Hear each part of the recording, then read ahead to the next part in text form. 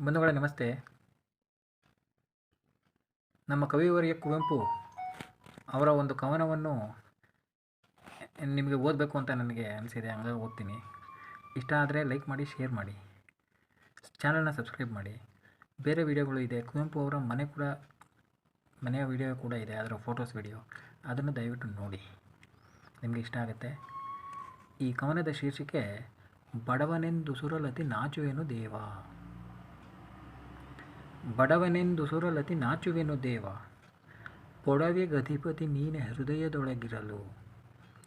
ನಿನಗಿಲ್ಲದ ಸುಖವ ನೆನಗೆ ದಯಪಾಲಿಸಿರುವೆ, ನಿನಗಿಲ್ಲದಾನಂದವೆನಗಿರುವುದು. ನಿನ್ನ ಮೋಕ್ಷದ ಬಂಧವೆನಗಿಲ್ಲ ಹೇ ದೇವ, ಎನ್ನ ಪಾಶದ ಮೋಕ್ಷ ನಿನಗಿಲ್ಲವು. ಮಾಯೆಯೊಳಗೆ ಅಲೆವ ಸುಖ ನಿನಗಿಲ್ಲ ಎನಗಿಹುದು. ಮಾಯೆಯಧಿಪತಿಯೇ ಬಾ ರಕ್ಷಿಸು ಎಂದು ಬಾಯ ಬಿಟ್ಟೊರಲುವ ಆನಂದ ನಿನಗೆಲ್ಲಿಹುದು. ನಿನ್ನಿರವ ಕಂಡೆನೆಗೆ ದುಃಖವುಹುದು. ಗುಣ ಸುಖಗಳಿಲ್ಲ ನೀನದು ಅಲ್ಲ ಇದು ಅಲ್ಲ, ನಿನ್ನ ಬಾಳೆಂಬುದದು ನೀತಿ ನೀತಿ. ನಿನಗಂತೂ ತತ್ವಜ್ಞರಿಂದ ಉಳಿಗತಿ ಇಲ್ಲ, ನನಗಾದರೆ ಅವರ ಭಯವೆನಿತಿಲ್ಲವು. ಇದು ದೇವರ ಬಗ್ಗೆ ಸುಮಾರು 25 ವಯಸ್ಸಿನ ಕುವೆಂಪು ಅವರು ಬರೆದಿರುವಂತಹ ಒಂದು ಕವನ.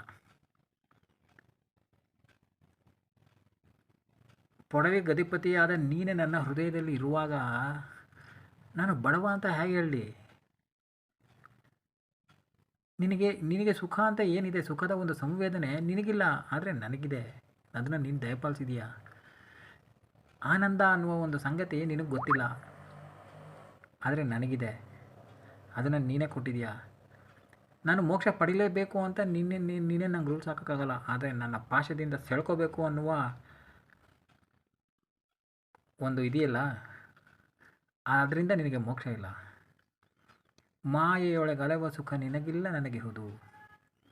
ಈ ಪ್ರಪಂಚ ಅನ್ನುವ ಮಾಯೆಯಲ್ಲಿ ಎಷ್ಟು ಒಂದು ಎಕ್ಸೈಟಿಂಗ್ ಆದ ರುಚಿ ಸಮೃದ್ಧತೆಯಿಂದ ಕೂಡಿದೆ. ಆ ಸುಖ ನಿನಗೆ ಗೊತ್ತಿಲ್ಲ, ಅದು ನಿನಗಿಲ್ಲ, ನನಗಿದೆ. ಆದರೆ ಆ ಮಾಯೆಯ ಅಧಿಪತಿಯೇ ಬಾ ರಕ್ಷಿಸುವಂತ ನನಗೆ ನೋವಾದಾಗ, ಕಷ್ಟ ಆದಾಗ ನಿನ್ನನ್ನು ಬಾಯ ಬಿಟ್ಟು ಹೊರಲ್ತೀನಲ್ಲ, ಈಗ ಗಜೇಂದ್ರನು ಹೊರಳದಿರ್ಬೋದು ಏನೋ, ಆ ಒಂದು ಆನಂದ ನಿನಗೆಲ್ಲಿದೆ?